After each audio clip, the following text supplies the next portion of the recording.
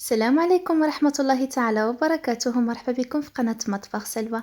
نتمنى نلقاكم هذا الفيديو في أتم الصحة والعافية.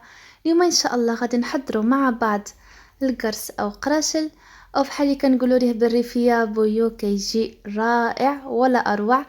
طلبتوه مني من بعد ما حطيت التصاور ديالو في الانستغرام والواتساب، واخيرا لقيت الفرصه باش نشاركه معكم. الصراحه كيجي رائع، ساهل، مهوي من داخل ومفشش، طريقه جد بسيطه وما فيش تعقيدات. بقاو معنا حتى الاخير ديال الفيديو باش نكتشفوا مع بعض المقادير والطريقه ديال التحضير. وما تنساوش تشتركوا في القناه الا كنتوا اول مره كتشوفوا القناه ديالي.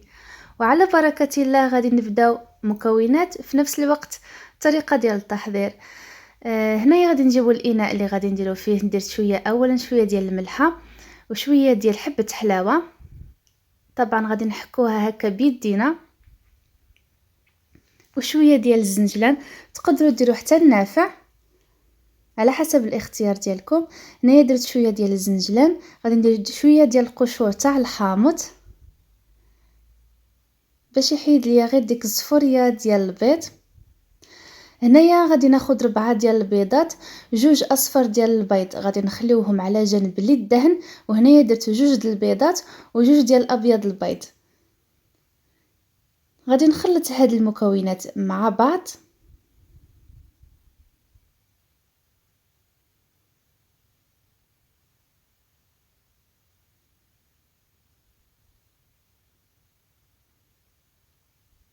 من تما غادي نضيف نص لتر ديال الماء يكون دافئ. ما تدروش الماء غليان او سخون بزاف باش ما يطيبش لكم داك البيض، يعني غادي نديرو ماء دافئ فقط. من تما غادي نضيف كاس ديال الحليب بعد ما ذوبت فيه، سخنته يعني دافئ، ودرت فيه ملعقه كبيره ديال الزبده كتخلي هاد القرص يجي رطب. دائما غادي نخلي لكم المقادير بالتفصيل في صندوق ديال الوصف. هنايا زدت 4 ديال الماء، يعني المجموع 750 مليلتر ديال الماء، لانه انا درت هاد القرص لا كوموند، يعني درتها كطلبيه. على داكشي زدت باش يكون عندي كميه اكثر. هنايا زدت 2 ملاعق كبار ديال المعجونه او خميره ديال الخبز، سواء الحبيبات او هذيك اللي كتكون معجنه. درت كاس ونصف ديال السكر وكاس ديال الزيت. من تما غادي نبدا نضيف الدقيق الابيض الخاص بالحلويات. غادي نزيد واحد خماره ديال الالزا تاع 7 غرام، وعندي هنايا واحد ساشي ديال فلانتشينو. بالنسبه لهاد فلان راه كيعطي ليه داك اللون يكون شويه صفر من الداخل. ودرت حتى ملعقه كبيره ديال حليب بودره او نيدو. هنايا كنبقى نزيد الدقيق شويه بشويه. طبعا الدقيق لازم يكون مغربل قبل.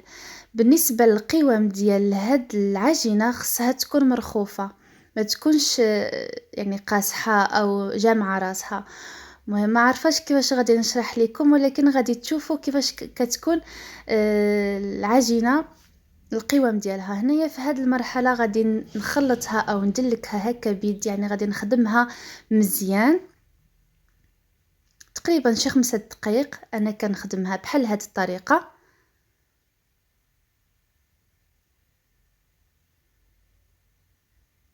صدقوني الصراحه راه كيجي هاد القرص رائع الا درتو هاد الطريقه. بحال اللي كتشوفوا القوام ديال هاد العجينه راه كتكون مرخوفه وكتكون كتلصق في اليد. هنايا هاد الاناء دهنته بالزبده ودرتو فيه بحال هكا، ودهنته من الفوق تاني، يعني الوجه ديالو عفوا بالزيت ماشي بالزبده، بالزيت. هنايا غطيته بالبلاستيك الغذائي لانه الجو كان شويه بارد ماشي سخون، وغادي نغطيه بالمنديل. غادي نخليه حتى يضاعف الحجم ديالو على حسب الجو طبعا. وهنايا خليته تبارك الله حتى ضاعف الحجم ديالو بحال اللي كتشوفوا. نتما غادي نقرصو مباشره.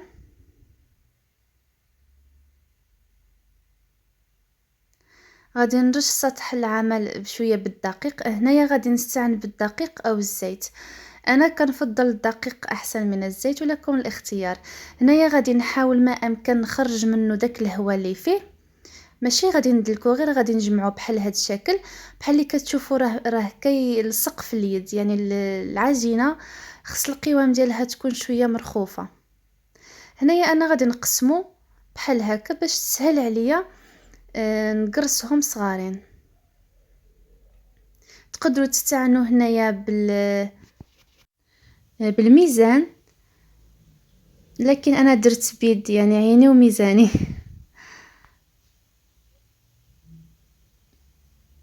بحال اللي قلت لكم انا قسمته هنايا تقريبا على 4. من تما غادي نبدا كنقرصهم. طبعا تقدروا ديروهم بحال هاد الحجم او صغارين او كبارين، كيبقى لكم الاختيار. بحال هكا، ومباشره كنحطهم في الصينيه.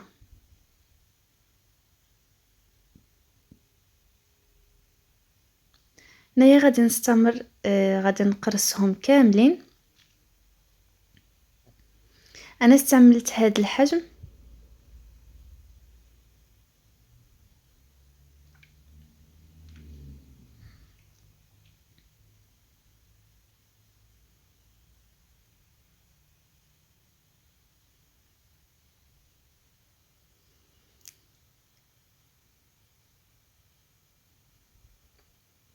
المهم هنايا غادي نكملهم حتى نسالي كاع هاد العجينه اللي عندي هنايا. وبالنسبه لهاد المكونات اللي درت، خرجوا ليا 60 حبه. وتبارك الله راه درت حبات كبارين بحال اللي كتشوفوا. الا درتوهم الصغر من هادو راه غادي يعطيوكم اكثر من هاد الشيء، اكثر من 60 حبه. هنايا مباشره غادي نقرصهم بحال هكا.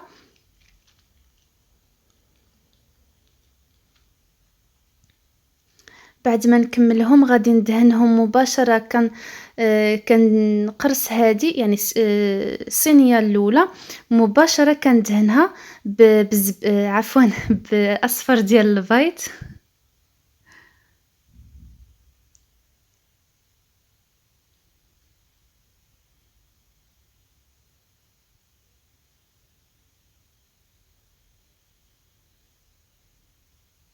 هنايا خديت داك اصفر ديال البيض اللي حيدنا من الاول ضفت عليه شويه ديال الحليب باش يحيد لي داك الزفوريه ديال البيض فقط. او تقدروا تضيفوا قطرات ديال الخل او النسكافيه، كيبقى لكم الاختيار. انا كنفضل الحليب احسن. هنايا غادي ندهن الوجه هكا. من تما غادي ندير عليه اما السكر الخشن او شويه ديال السمسم او الزنجلان. انا غادي نديروهم بجوج، او تقدروا تخليوهم هكاك، كيبقى لكم الاختيار. درت الزنجلان وغادي ندير عليه شويه ديال السكر من الفوق. غادي نخلي هاد الصينيه على جنب ونمشي نقرص حتى الصينيه الثانيه. يعني كنبقى يعني على هاد الطريقه حتى نكملهم كاملين. من تما كنخليهم يرتاحوا تقريبا من ربع ساعه حتى 20 دقيقه كيخرجوا هكا. بالنسبه للفرن لازم يكون سخون من قبل على الدرجه 180. من تما بعد ما يسخن مزيان غادي ندخلوا الصينيه. غادي نقصوا شويه من العافيه، ما تجهدوش العافيه باش ما يحرقوش من الفوق ومن التحت. من تما كنخليوهم يطيبوا على راحتهم.